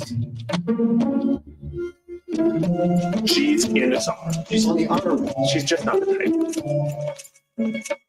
No way. No way. No way. No way. My kid would never vape. Get your head out of the cloud. Today, nearly 8,000 kids will start vaping. Maybe even yours. Learn about the dangers at talkaboutvaping.org. Everybody, if you ever game, then the strokes the word. Don't take no time. So it's never going to get old. It's never going to get old. 256-576-977 on this Monday. The SEC tournament gets going up in Nashville on Wednesday. Alabama, Auburn, Tennessee, Florida, they get to hang out all the way up until Friday afternoon when they get going, as their first games are going to be taking place there with the double bye. But we're also talking NFL free agency because that is going to be starting in 40 minutes from right now. You know what I'm excited about, Joe? I'm excited about having a show that comes after our show, because usually a lot of this big news comes directly after our show. Oh, absolutely. A lot of times they'll be like, why couldn't they broke this like 5 minutes ago, huh? At 11:05. Why couldn't they break this then? Well, what do you mean? Donald Trump has taken over Canada, and now we are one big nation. That's a big state if that would ever happen. It wouldn't be a state, Joe. It would be a bunch of different states. It would be a bunch of different states. Ontario and Montreal. God, think about my son right now, okay? So if you were to take over Canada and you want to add them into like 50 different ones, I already struggled like in what was it, 5th, 6th grade when we had to learn all the state capitals. If we doubled the number of states in this country and my little 6-year-old that's back there playing video games right now has to learn this in about 5 years, he is screwed. There's no way on earth he's going to be able to remember 100 capitals. There's not a chance on earth he's going to be able to remember that if that were to ever take place. No, sir. Let's go back to the phone lines. 256-576-977. Jason, welcome into the Blitz, man. How's it going? Joe, what's happening, my brother? What's up, sir? Hey, I'm doing good. Hey, man, just talking about baseball a little bit. Don't you think it's time Garrett Cole might need to retire? I mean, that's a lot of surgeries, man. It's a ton of surgeries. And if nothing is final yet, because if you missed it a few minutes ago, apparently there's talk out that he went and saw a doctor. The doctor is suggesting Tommy John surgery for him. And so he missed some time last year in 2024. He only started in 17 games. You also then have to go back to see, like, his rookie season was the only time that he didn't make over 30 starts. You have that time in 2016 as well. I want to see like what his number is when it comes to how many surgeries he has and how many injuries that he's actually had to deal with, because I mean, you're looking at now, he's been in the league for 12 years, which is crazy to think about because again, majority of his career in the beginning was with Pittsburgh. Yeah. And you know, you play baseball, you know how it is, the wear and tear on a guy's arm, you know. I know Chris Sale had it done. He had a great year this past year for the Braves, but come on, that's a lot of wear and tear on Cole's arm. He's making a lot of money from the Yankees as well. Yeah, and so I just pulled up some of the injuries that he had and the reasons why. So 2019, he had a hamstring injury that happened in August. That's part of the reason why some of his starts went away. 2021 was one where I want to say he only had about 20 starts in the season. That was because of a hamstring injury. He did have elbow issues last March, and he also had kind of a fatigue as well. This is kind of like your Garrett Coles, your Max Scherzers, those guys. I wouldn't say retire because you still have a few more years left in Major League Baseball. But I also sit and think to myself, transition that guy into like a closer from being a starter, like Smoltz did. And that's going to add a lot of time onto your career. Now, you wouldn't be making the same amount of money, but as far as a closer is concerned, look, Max Scherzer can only go 3 or 4 innings now. Like, that's it. If you were to have him just coming out for 1 inning, that's terrifying. Yeah. And hey, changing the subject, I was one of the lucky ones this last week to get in the ticket draft lottery for the Savannah Bananas. So I got my ticket for the Nashville game, which is going to be at Nissan Stadium, which is going to be, I don't know how they're going to configure a baseball diamond in Nissan Stadium, but looking forward to going to that. Never been, and it should be fun. You ever been to one of their games? I have not been to one of their games. I've talked to the creator of it a couple of times. I've had him on the radio and done a couple of interviews with him for it, especially for the one in Nashville. And it's crazy to see because the Bananas went from being in like Trash Pandas at Toyota Field. They were doing it in like Montgomery at the Riverwalk. Then they moved up to like AAA ballparks and Major League ballparks. And now they've moved up to NFL stadiums. That's crazy. I've seen a rendering of what they're going to be doing at Raymond James down in Tampa. And basically the way this is going to look is it's going to look like what it used to whenever the Miami Marlins used to play at Hard Rock Stadium. Like home plate is going to be where one of the end zones, like the right corner end zone is. Yeah, one of the basically teams what you'd be comes out. looking at. Yes. That's kind of short porch for home run. Oh, it's going to definitely be a short port, which is the reason why in Florida they had like a 30-foot high scoreboard so that they could try to, stop it like that. But yeah, that's what it's going to be. Is they're kind of angling it that way so that you can sit in. That's going to be how it goes. Also, I think Elon just shut it back down. I think X just got shut back down. Damn it! So John, I like to go to Nashville Friday, but you think I could pass around Joe's name, kick around his name, might get me in a little bit cheaper with the ticket fund? They get you kicked out, depending on who's mad at me. Depending on that. Hey, guys, y'all have a great rest of the day. We'll talk to you soon. Hey, Jason, we appreciate it, bro. Joe, I hate to inform you, bro. Also, I was like, did they change the Sounds Stadium to Nissan Stadium? Yeah, it's First Horizon. It's like Nissan Stadium? Damn, like the Savannah Bananas are really making a name for themselves. This is more than what the Harlem Globetrotters get. Yeah. Ever. No, all times. Well, look, and there's a lot of choreography to the game. They are a bunch of amazing athletes. What's really crazy about the Savannah Bananas is when you audition for the Savannah Bananas, obviously you have to be good at baseball. Like that's the first thing. Okay. You've got that. But as part of your audition, you also have to bring skits with you that they could incorporate in the game. Oh, we got to come up with some. So that's on the show, Joe. Yeah. Not only are you making sure that you can actually play baseball, but that you could also the skits that you're going to see are all brought up by the players. They design them themselves. They come up with those ideas themselves. I might find myself in a new profession by the end of the year. Then Savannah Banana baseball player. There's that whole baseball thing though. What, being good at baseball? Yeah. I mean, these guys are like college athletes / guys that played minor league baseball. Well, if I try, if you try. I mean, yeah, let's see if you try. I'm a ripe 24. I could make it. No, age has nothing to do with it. It's about skill.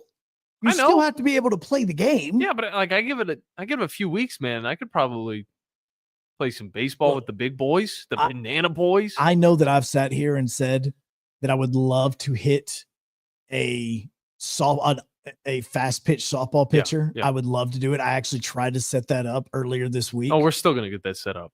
We may have to, because I know a softball pitcher. I tried talking to her.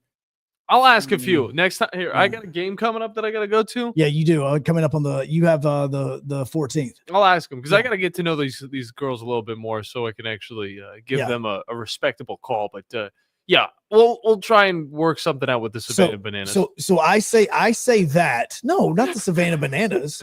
What I say is because I want to go up against a softball pitcher. Okay. I would love to see you try to go up against a UAH baseball pitcher. Will Tarpley, Colin Patterson, one of those guys. One of the starters for UAH. Like I think that would be, if you could do that, then and you actually get a hit, then we can discuss you auditioning for the Savannah Bananas. Okay. Well, maybe I can make it on like the party animals. There's the firefighters, the visitors, the Texas tailgaters. Did you know? I have no idea. I thought they played the same team every game. Banana Ball, or the championship league. From 2026 on. Okay, so it hasn't become a thing. No, it hasn't even started yet. So Matthew's getting me hyped up. This is sick. I've got an out, Joe. I've got a bunch of different teams I could play for. Not that I'd want to stop talking sports for a living, but Joe, this could be how I make some extra money on the side. Because I don't want to put all my time into it, but I'll put a little bit of my time. Well, and you can make your extra money on the side. It's not like you're an NFL football player that's about to sign a massive deal of free agency or anything. But I just you need the extra money. I'll put maybe 5% of my my willpower and time into this after trying, maybe with like 17%. And I think that I could become a Savannah Banana. By the way, Joe, you were talking about long snappers being in the Hall of Fame. I think one of them knocked out the cord at Elon's place. No, there's none. There's none of them. Unless they're all put in the closet. Wait, there's not a single long snapper in the NFL? Single long Hall of Fame snapper. or the college or the football Hall of Fame? Not a single one. Really? Yeah. I wonder why. Like I would assume there used to be like maybe a center that played long snapper at the exact same time. Nobody. Do you have that much disrespect for long snappers? Do you understand how difficult it is to be a long snapper in the NFL? To put your head between your tail and kiss it goodbye every single time that you go and snap a football on 4th and 65 because your offense couldn't get a first down. I'm thinking maybe they're just happy to be there in the first place. No, they're not. And then you put a captain patch on them, dude. They're freaking lit. Some of the long snappers, they've been in the league long enough that they can, because now with the rules that you really can't touch long snappers. But these guys are normally shorter than a normal offensive lineman.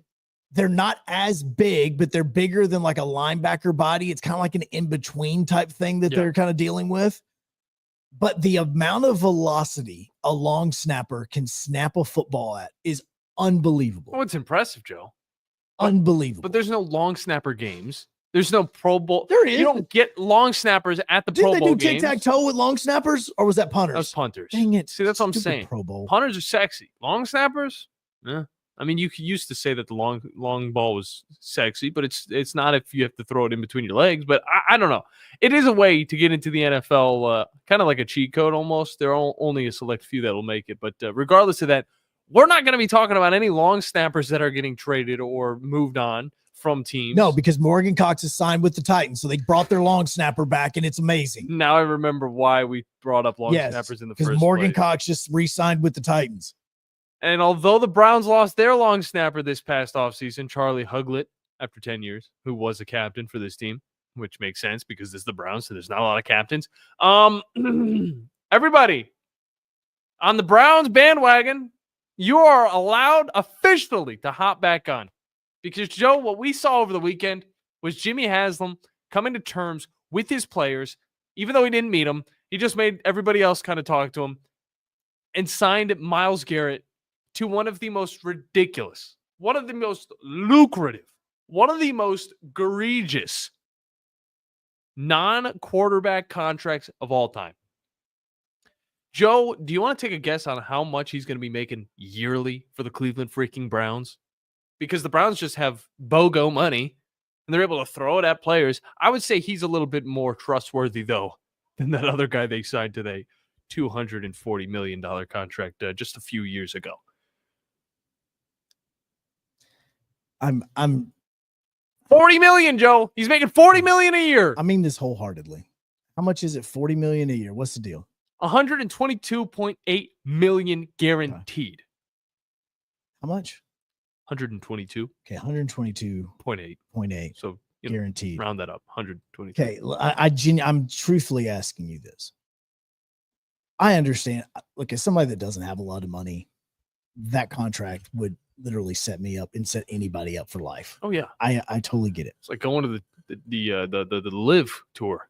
Yeah, I mean, like you swing the golf club one time and you're a billionaire. Yeah.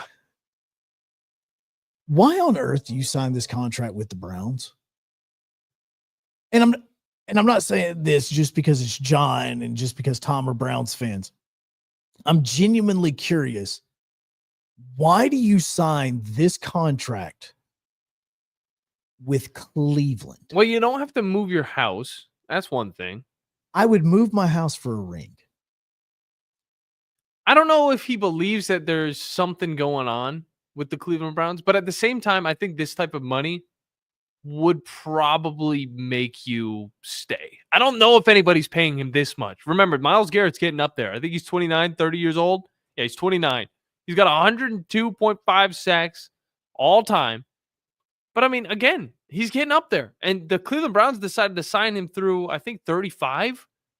Like this 35. So Myles Garrett, 35. He's been a Cleveland Brown his entire career. Yeah. You've been there through the Baker. actually getting you to the playoffs and you believing you had a chance, which is amazing for a Cleveland fan. I'm not saying like you both thought you had a chance. No, you thought you had a chance. They should have beat the Chiefs. Probably so. Fumble into the end zone. But targeting. But so I'm saying, like, so you've spent you've been there since 2017. Why do you believe in 2025 that the Cleveland Browns will get you a championship? It's not, because that's what it's about now. I'm not saying you might think so, Joe. That's what it's about. JJ Watt never won a championship. He never got it. He never got that ring. Dude, Julio Jones was basically whoring himself out to try to win a Super Bowl towards the end of his career. He was going anywhere and everywhere to try to win a Super Bowl. DeAndre Hopkins is doing that right now, that exact same thing, and trying to get him a Super Bowl ring. The money is awesome. And trust me, as somebody that doesn't have it, I can tell you right now, I would love to have just 1/100th of it, whatever it is. I would want 1% of what he's like got. just if I had 1% of it, I would be extremely happy. You would be a 1.5 millionaire. I can't promise you that I'd come to work tomorrow if I got that 1% right now. I'd be like, Ollie, pack up, let's roll. I'd come to work. I mean, the moment that the ding went off on my phone and the money was in my account, I can't tell you I wouldn't say peace out.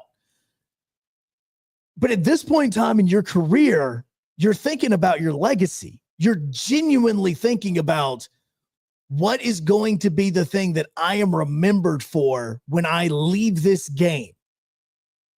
We all know what Myles Garrett, one thing he's going to be remembered for. But the real thing is you really, truly start to think about that. And you just agreed. When he was asking for a trade, I can't remember who it was that I said this to, but I said, if I was Myles Garrett, I would call up my accountant right now. I would have them calculate how much it would cost me to sit out every single practice and every single game for all of 2025. And I would want him to set that money aside. That's what I would do. Trade me or release me. One of the two. Joe, you don't get it, man. Myles, no, I don't, because I don't understand play why you stay in Cleveland. Although he says he wants a ring, he wants to do that with the Cleveland Browns. He loves this place, all right? He loves Cleveland. He loves this team. He loves the organization. Why? I don't know. Why do I like the team? At the end of the day, he's played for this team for as many years as he has. I believe it's coming to around 10 now, which is kind of wild. This is wild. his 8th season. Golly, it's getting close. But he's going to play through 10. And he's making money that, you probably won't even need. So this is a guy that said that he wanted to get out of here. And he made the smart decision to finally just get that contract. This was a power play, Joe. He didn't want to truly leave Cleveland. He didn't want to move his house. He didn't want to do all of that. He just wanted the money. He wanted the respect from this team. And he wanted to know for damn sure that this team is not going to pick up Abdul Carter in the second pick in the NFL draft. Because you know who is? The Tennessee Titans. You're getting Abdul Carter. Would you say that Myles Garrett is a Hall of Famer? Yes. I would agree. Okay. He is a 4-time first team All-Pro. He is an AP Defensive Player of the Year. Like, you already have all of your stats. Like, he has so far in his career over 100 sacks that he has made so far through his 8 years that he has been in the NFL. The only thing now that is left for this man is the ring. That's it. You want the ring. Why are you signing with a team that you know is not going to bring that to you? It's not even going to put you in a situation. You don't know that. Really? Joe, we got a draft coming up. That's great. How many quarterbacks have you had? A lot. Right. But we're getting close. I mean, no, you're not. That's sad Browns fan syndrome right there, if I've ever heard. Oh, I wish we had a guy like Josh Allen so we can pay him even bigger amount of money. There's a guy that I actually would say, yeah, Buffalo, you are very close to winning a Super Bowl. Cleveland is you think right now, you think in the next 4 years, Cleveland is going to be able to put together a roster that can beat Josh Allen. The Lions were able to do it. They put it together quick. A team that is capable to win. And I know what you're saying. Washington. Like, these are the teams that I'm just throwing out there. The Rams can be good in a matter of seconds if they get the right pieces, which they got another old wide receiver, which I don't really understand, but they did it.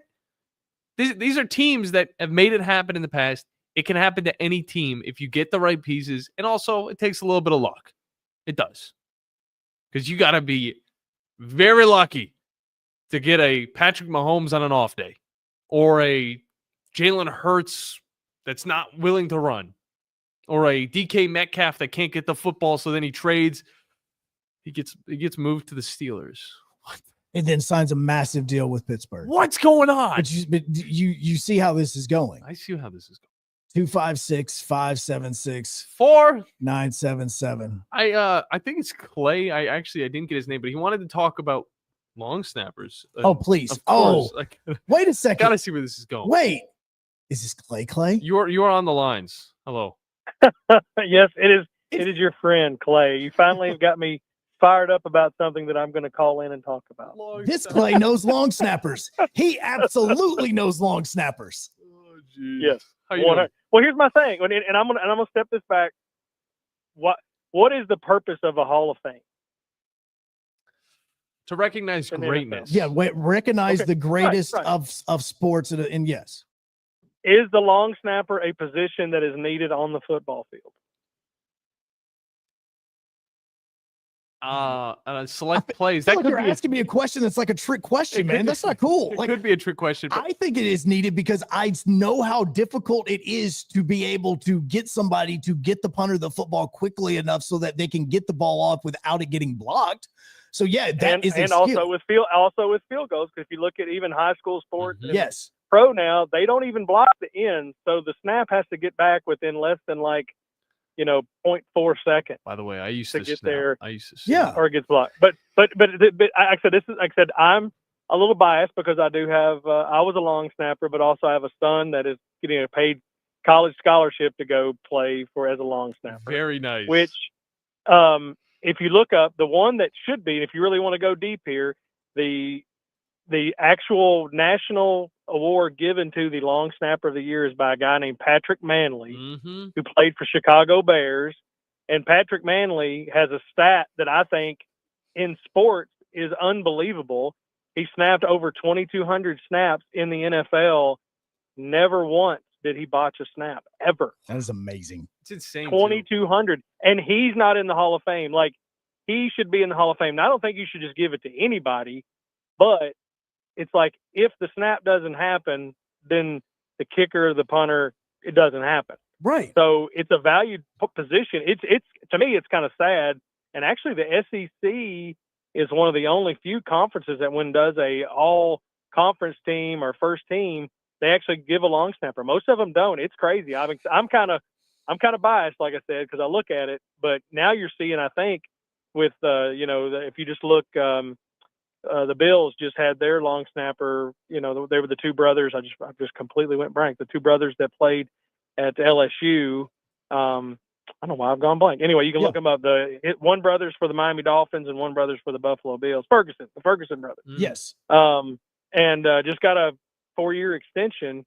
They're starting to realize that we absolutely have to have these. So to me, it's like the fact that there's not one in the Hall of Fame is kind of like one of the biggest injustices that you can have. And granted, you're never going to know who the long snapper is until they mess up. Absolutely. It's just like it's like offensive linemen. You sit there and go, wait a second, this guy is not, what was it, Zach Martin that said, wait a second, he hasn't had a holding call in like his entire career on pass plays, like something like that you don't realize because they're so good at their job that they don't make mistakes.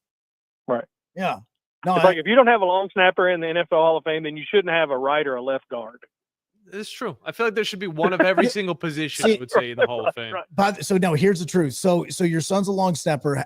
Has his snap been clocked for like velocity? Yes. How fast? So he can snap, on a consistent, he's anywhere from 0.67 to 0.69. So it's coming back, pretty fast. That's usually the college range is they want it back between like 0.7, 0.75. But like NFL range is like they wanted that to be that 6'5", 6'6", 6'7". Well, I think we got a long enough hallway, Joe, that we could start practicing. Or we're just gonna put holes in the walls. That'll go really well with. I got a target I'll bring and y'all can use. Do it. And let's see who can be the best at the target, right? Let's do it. We've got so 15 many yards. challenges. Let's absolutely do it. Let's do it. Let's do it. It's like an I'll bring intermission. it. You can do it on ice. How about we take it to a hockey game and you do it on ice? Let's do it on intermission. We'll set it up on one crease and see if you can snap it to the other crease. That's hilarious. Clay, we No, appreciate it, man. No problem, brother. I had to call in. I was listening. I about ran off the road. I was like, oh my gosh, I've got to call in. I won't lie. I'll be honest with you. Every time when we're talking long snappers, you and your son were the first two that actually came to my mind as we were having the discussion. So I'm glad you called in. Absolutely, guys. Appreciate it. See you, man. So yeah, so 0.69. That's insane. 0.69. I'm telling you, bro. I still have a chance. I'll even split some of the winnings with you. All right. I don't even care. I'll go to the UFL first. Sidebar, because he just mentioned Patrick Manley. We're gonna spin this all around and we're gonna connect it. What did we start off the segment talking about? I don't know. We jump around. Okay. Jump around. Garrett Cole in his elbow. Yeah. What is he about to have? Tommy John surgery. Patrick Manley is married to Tommy John's daughter. We'll continue on the Blitz, 97.7 ESPN The Zone and WCCN TV. What the hell?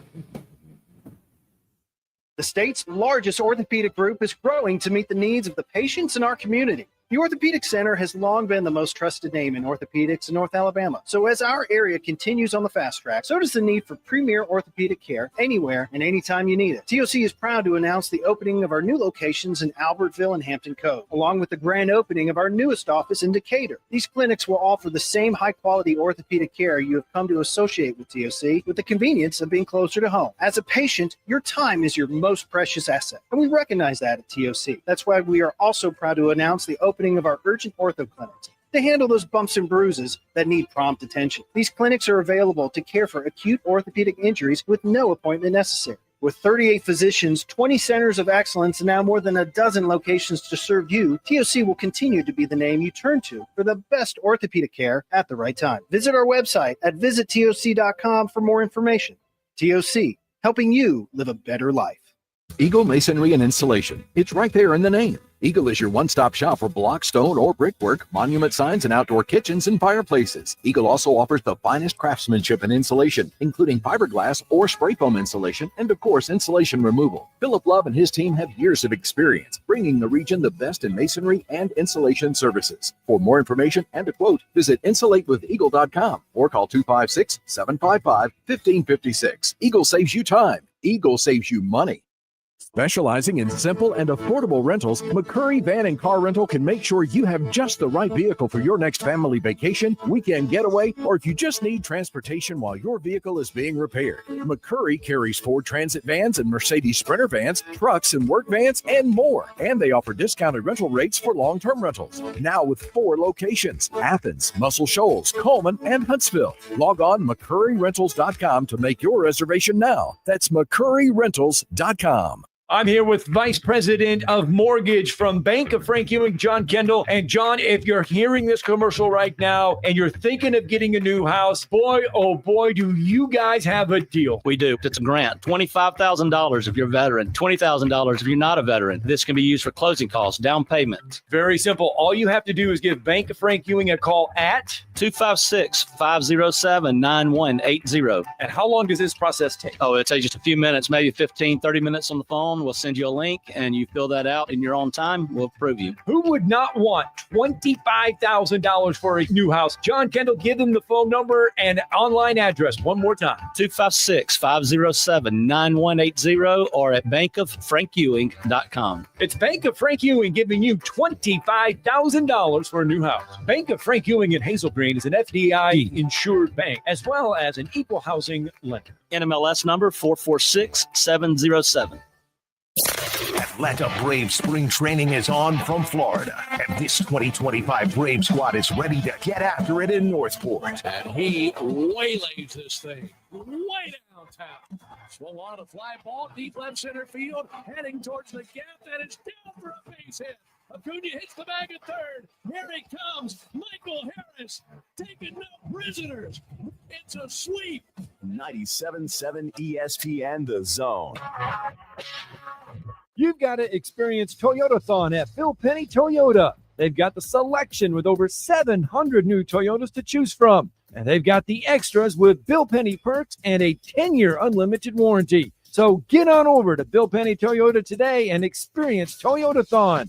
Bill Penny Toyota in Huntsville and online at BillPennyToyota.com. Bill Penny's Toyota 10-year unlimited warranty is valid through the 10th year of ownership. Valid on new vehicles only. See dealer for details. Hi, my name is Dan Aldridge. I'm here to let you know about the Aldridge Law Firm and the soon-to-be-announced Legal Town Center. I've been practicing law in Alabama since 1984, and I also practice in Tennessee. And I'm from North Alabama, and I'm here to represent you and take care of your legal needs. For many of us, hiring an attorney is not high on the priority list and maybe a little scary, but it's something that we all need at some point. So by all means, do your homework. And if you need representation for car accident, wrongful death, medical malpractice, nursing home abuse, or estate planning, or any other matter, just give us a call at 256-534-3188.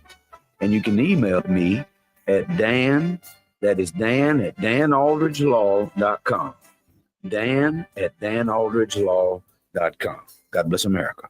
No representation is made that the quality of legal services to be performed is greater than the quality of legal services performed by other lawyers. SportsMed is the official team physicians of the Rocket City Trash Pandas. And if the pros trust SportsMed, you can too.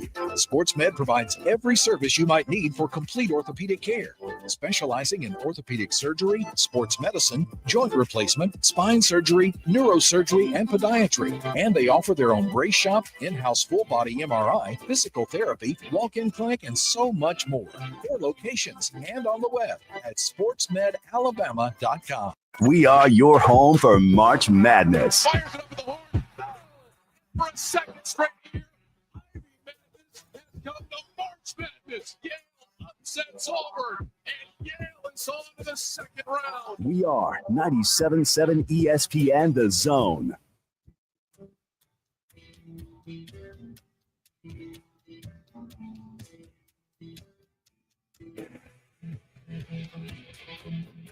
Elon, I need you to get your crap fixed. Yeah. I need you to get your crap fixed in the next 8 minutes. Yeah. Because in 8 minutes, the legal tampering period begins. Yeah. And everybody in America that cares about the NFL is about to be screwed because we can't find out what players are getting signed. Yeah. Hopefully it's back by the time the Tom Abraham show starts, which is going to also be hour 3 and 4 of John and myself Golly. of the Blitz 2.0. As my little man Ollie has asked if he could come in the studio for the for this go round for that, so that everybody can watch him play video games. That's what he asked. Oh. I told him I would think about it, as he's back there right now playing Spider-Man. I don't think anybody's I don't think anybody's going to say anything about it. How much? Oh, so what? John's got to With- talk with NASCAR, this and music I've already promised him that he could talk it for as long as the lap was, which is like 33 seconds. I think the fastest we actually saw was around 27 seconds. Okay, but I'm going to double that because you didn't get to talk about it on Friday. So I'm just going to give you an even minute. Okay. 3, 2, 1, go. Christopher Bell won again. 3 in a row. That's why there's not too much to talk about, Joe. I told you I wouldn't be talking too much about it. I'm not going to. So instead, I'll talk about Catherine Legg's performance as she made her first NASCAR Cup debut. Is she a kicker? No. They call her the leg? No. Oh. She spun out in the first few laps. I'm not trying to hold anything against her. It's difficult. It just shows how difficult it can be sometimes to hop into a sport. First 27's up. And then try and be competitive. The same thing happened to Danica Patrick. You come over from IndyCar, you think you can be good? It doesn't happen. The sad thing is, Daniel Suarez yet again gets taken out. 20 seconds. Thankfully, he's able to finish it, but he does end up running into Catherine Legg's car. Thankfully, she's okay. She does want to try it again, and I still have massive respect for her for 10 jumping seconds. into a sport that is solely men-based. Joe, that's all I got, man. Denny Hamlin got second. He said App some done. choice- That's 1 minute he on the said- dot. You talked over some of it. He said some choice words, and then Kyle Larson got third. A good race, though, by Barry in the 21 car. I got to admit, Chris Buescher always doing so well at that track. Joe? All right, so former Auburn Tiger Braden Smith has just signed with the Colts. He's going to remain in Indianapolis. We'll have more updates for you on what's going on around the NFL. The Tom Abraham Show's coming up at noon. Let's go. With John and myself. Hour 3 and 4 of the Blitz coming up in an hour. We will see you then. Let's go. Let's go.